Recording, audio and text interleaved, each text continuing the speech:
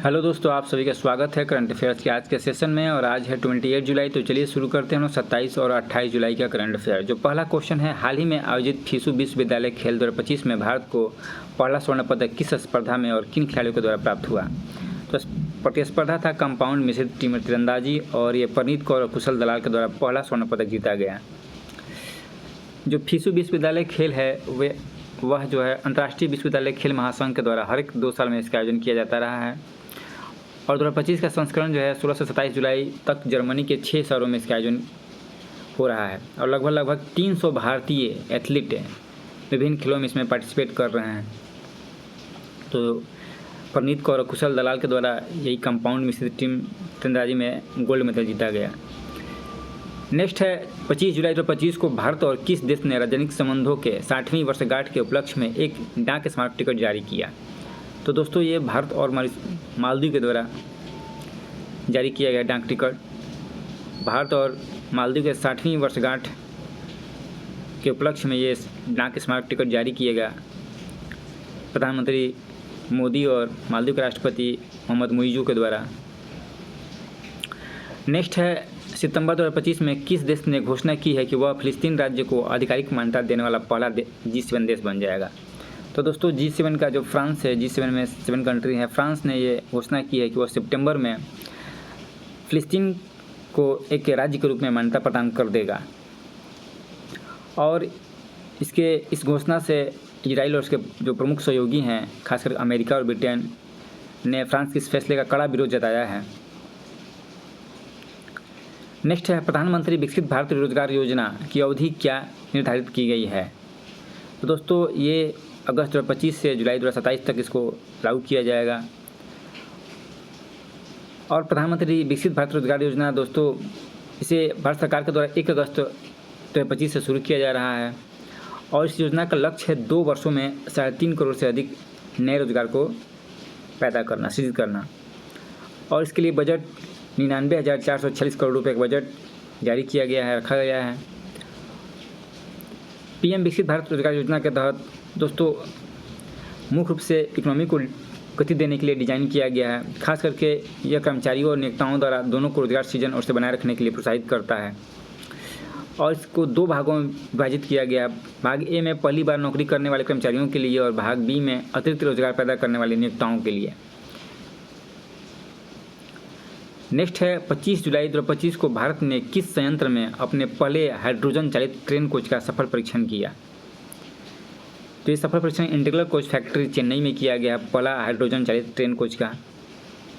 जो भारत का टारगेट है 2070 तक शून्य उत्सर्जन का जो टारगेट है उसको प्राप्त करने के लिए हाइड्रोजन से ग्रीन एनर्जी पर ध्यान देना ही पड़ेगा। इसी के लिए चेन्नई स्थित इंटीग्रल कोच फैक्ट्री में ये भारत का पहला हाइड्रोजन चालित ट्रेन कोच का सफल परीक्षण किया गया। नेक्स्ट है प्रधानमंत्री नरेंद्र मोदी ने किस पूर्व प्रधानमंत्री का रिकॉर्ड तोड़ते हुए भारत के दूसरे सबसे लंबे कार्यकाल वाले प्रधानमंत्री बन गए हैं? तो ये इंदिरा गांधी का रिकॉर्ड तोड़ा है इन्होंने और दूसरे सबसे लंबे कार्यकाल वाले प्रधानमंत्री बन चुके हैं प्रधानमंत्री नरेंद्र मोदी। लगातार 4077 दिनों का पद पर बने रहने का रिकॉर्ड तोड़ा है। नेक्स्ट है निम्नलिखित में से कौन सा हाल ही में लॉन्च किया गया नासा मिशन यह अध्ययन करने हेतु है कि पृथ्वी का चुंबकीय कवच अंतरिक्ष मौसम से ग्रह की कैसे रक्षा कैसे करता है? तो ये मिशन है ट्रेसर्स मिशन, जो नासा के द्वारा छोड़ा गया है। और ट्रेसर्स को कैलिफोर्निया के वेंडनबर्ग स्पेस फोर्स बेस से स्पेस एक्स के फॉल्कन 9 रॉकेट के जरिए इसको प्रक्षेपित किया गया है। ट्रेसर्स के साथ नासा के 3 छोटे उपग्रह एथेना, एपिक, एक्सिटी और रियल को भी छोड़ा गया है। मुख्य रूप से इसका काम यह है, इस मिशन का उद्देश्य यह है कि जो सोलर विंड्स आती हैं और वो अर्थ के जो मैग्नेटिक फील्ड है उसे टकराती हैं, तो अर्थ का मैग्नेटिक फील्ड है, चुंबकीय रेखाएं वो टूटती हैं और फिर आपस में जुड़ती हैं। इसी टूटने और आपस में जुड़ने में ऊर्जा मुक्त होती है। इस ऊर्जा मुक्त होने के कारण जो आवेशित कण है वायुमंडल में वे प्रवेश कर पाते हैं और ऑरोरा से जो मौसम प्रभाव है उसको जन्म देते हैं। इन सब चीज़ों को अध्ययन करने के लिए ये ट्रेसर्स मिशन को छोड़ा गया है। नेक्स्ट है विश्व मैंग्रोव दिवस कब मनाया जाता है और इसकी स्थापना किस संस्था द्वारा की गई थी। तो ये 26 जुलाई को मनाया जाता है। इसकी स्थापना है 2015 में यूनेस्को द्वारा शुरुआत इसे की गई थी, विश्व मैंग्रोव डे को। मैंग्रोव दोस्तों, मैंग्रोव वन जो होते हैं वो तटीय आपदाओं से विरुद्ध एक प्राकृतिक ढाल के रूप में कार्य करते हैं और जलवायु परिवर्तन निपटने के लिए ये कार्बन सिंक के रूप में जो कार्बन का है उसको सिंक करते हैं। और विश्व का सबसे बड़ा मैंग्रोव वन जो है सुंदरबन वन है, पश्चिम बंगाल में स्थित। नेक्स्ट है हाल ही में किस उच्च न्यायालय ने जिला न्यायपालिका में कृत्रिम बुद्धिमत्ता उपकरणों के उपयोग से संबंधित नीति जारी की है। तो ये केरल उच्च न्यायालय के द्वारा जारी किया गया है। जो जिला न्यायपालिका है वहाँ पर AI का यूज़ किया जा सकता है, उसके संबंधित नीति जारी की गई है। अगला है हाल ही में 46 वर्षों के बाद दुर्लभ लॉन्ग बिल्ड बुश वार्बलर पक्षी कहाँ देखा गया है। तो दोस्तों ये 46 वर्षों के बाद लद्दाख रीजन में देखा गया इस पक्षी को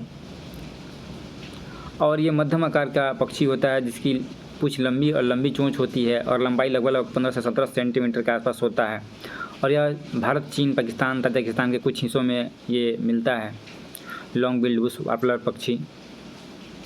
IUCN के द्वारा इसे जो रेड लिस्ट होता है उसमें निकट संकटग्रस्त नियर इंडेंजर्ड के रूप में इसको सूचीबद्ध किया गया है। नेक्स्ट है रामसर कन्वेंशन की COP15 बैठक जो आर्द्रभूमि संरक्षण पर केंद्रित थी, जुलाई 2025 में कहाँ आयोजित की गई। तो रामसर कन्वेंशन की COP15 की बैठक जो है वो विक्टोरिया फॉल्स, जिम्बाब्वे में इसका आयोजन किया जा रहा है और दुनिया भर के जो आर्द्रभूमि में 23 से क्षरण हो रहा है इस मुद्दे पर विचार विमर्श करने के लिए 3000 से अधिक प्रतिनिधि यहाँ पर एकत्रित हुए हैं।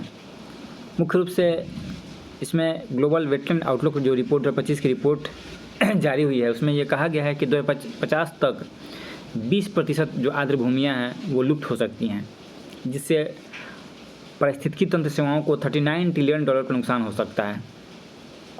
इन सब चीज़ों पर किस तरह से इनको प्रोटेक्ट किया जाए इसके लिए ये कन्वेंशन हो रहा है। नेक्स्ट है हाल ही में खबरों में रहा सिरोस द्वीप किस देश में स्थित है। तो ये दोस्तों ग्रीस के आसपास ये द्वीप स्थित है, सिरोस द्वीप, और हाल फिलहाल चर्चा में रहा क्योंकि इजरायली के पर्यटकों को ले जा रहा है एक जहाज या क्रूज लाइनर, उसको यहाँ पे लंगर डालने से मना कर दिया गया सिरोस द्वीप पर। नेक्स्ट है हाल ही में समाचारों में रहा कैलवेलिना ओशिपांडी, जिसे पांडा जैसी समुद्री प्रजाति कहा गया, किसके पास खोजा गया। तो दोस्तों ये खोजा गया है कुमेजिमा द्वीप, जापान के आसपास का द्वीप है, यहीं पर ये पांडा जैसी प्रजाति का, समुद्री प्रजाति का ये जीव, छोटा जीव खोजा गया है कुमेजिमा द्वीप के आसपास। नेक्स्ट है इंडिया स्किल्स एक्सेलेरेटर कौशल विकास और उद्यमिता मंत्रालय और किस संगठन की एक संयुक्त पहल है।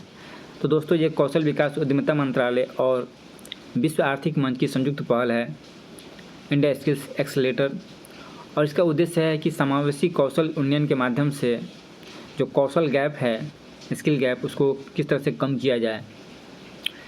नेक्स्ट है किस संस्थान ने वाहन के जो अंदरूनी हिस्से में प्लास्टिक के पर्यावरण अनुकूल विकल्प के रूप में बांस पॉलीमर कंपोजिट विकसित किया है। तो दोस्तों ये बांस पॉलीमर कंपोजिट डेवलप किया गया है IIT गुवाहाटी के द्वारा, जो वाहनों के अंदरूनी हिस्से में इसका इस्तेमाल किया जा सकता है। और इस कंपोजिट में पूर्वोत्तर भारत की एक तेज़ी से बढ़ने वाली बांस की प्रजाति बम्बूसा टुल्डा का उपयोग किया गया है। बम्बूसा टुल्डा के माध्यम से इसे बनाया गया है और ये लागत प्रभावी और टिकाऊ सामग्री है। और इस शोध का एनवायरनमेंट डेवलपमेंट एंड सस्टेनेबिलिटी पत्रिका में इसका प्रकाशन किया गया है। बिहार से देखते हैं अपेडा का क्षेत्रीय कार्यालय कहाँ खोला जा रहा है। तो ये पटना में खोला जा रहा है अपेडा का। फूड प्रोसेसिंग इंडस्ट्री के बढ़ावा मिलेगा बिहार में। नेक्स्ट है पत्रकार सम्मान की राशि 6000 से बढ़ाकर कितनी कर दी गई है। तो दोस्तों पत्रकार सम्मान की राशि 6000 से बढ़ाकर 15000 किया गया है। और हाल ही में किस परिसर में पेड़ों पर QR कोड लगाकर उन्हें डिजिटल रूप से पहचानने की पहल शुरू की गई है। तो ये किलकारी बाल हॉल पटना में जो पेड़ हैं लगाए गए हैं उनमें QR कोड लगाकर उनको डिजिटल रूप से पहचानने की पहल शुरू की गई है कि उनके बारे में जाना जा सकता है। बिहार से कुछ खास नहीं था। थैंक यू दोस्तों।